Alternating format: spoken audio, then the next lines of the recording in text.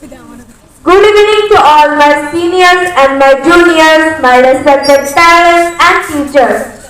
My name is Rudrakshi Bhowmik. I read in class 6 and my school name is Mission School. I would like to say a few words before we actually begin the enjoyment of today's event. I'll share with you some quotes. My first quote is, no one was born perfect and educated. We all learn from our mistakes. I say again, no one was born perfect and educated. We all learn from our mistakes. My second quote is, in life what you really want will never come easy.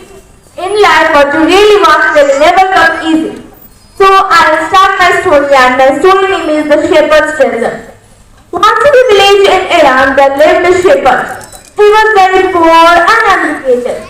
He did not have his own cottage. He lived in a cave. But he was very wise and clever. Many people came to him for his advice, and he always solved the advices with courage and common sense. So he became very famous for his wisdom in his country. The king of the country heard about him and thought of making him as disguise.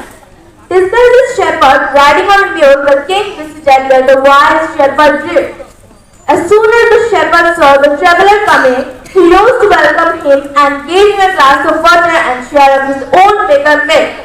The king rested that night and was greatly impressed by the hospitality of the shepherd. The next morning, the king thought to depart. So he said to the shepherd that, I have a long way to go, permit me to leave. To which the shepherd replied that, thank you, Your Majesty, for paying me the visit.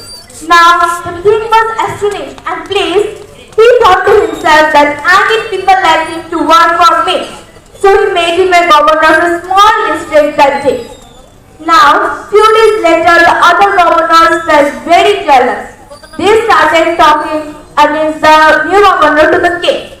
They said that he is very dishonest. He always keeps himself a part of the money that he collects as tax from people. Why do he always carry an iron chest with him? They said mockingly. Now, the king used to ignore these reports at first. But how long he will ignore? One thing the king was certain noticed that the new governor did carry an iron chest with him. So the king decided to summon the new governor to his palace. One day the new governor came to his palace. Famous iron chest was fastened securely in the camel's back. The new governor entered the king's palace. The king was very angry and thought that why do you always carry an iron chest with you? What does it contain? To which the new governor smiled and asked one of his servants to bring that iron chest. All the other governors were standing eagerly to the new governor to be found out. Now the servant brought that iron chest and opened it. No gold, no jewels or silver had been found. It was an old blanket was always holding it up. Now the king said that surely you are the governor of a district. So why did you always carry an ordinary blanket with you? To which the new governor replied with quiet dignity, this blanket is one of my oldest friends. I always carry it with me at any time. Now the king was very pleased and thought that he was the humblest man in the land.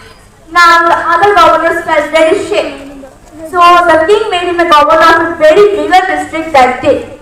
My story ends here, and moral of the story is, be strong but not rude, be kind but not weak, be humble but not shy, be bold but don't bully, be proud but not arrogant. My second quote is, great things don't come from comfort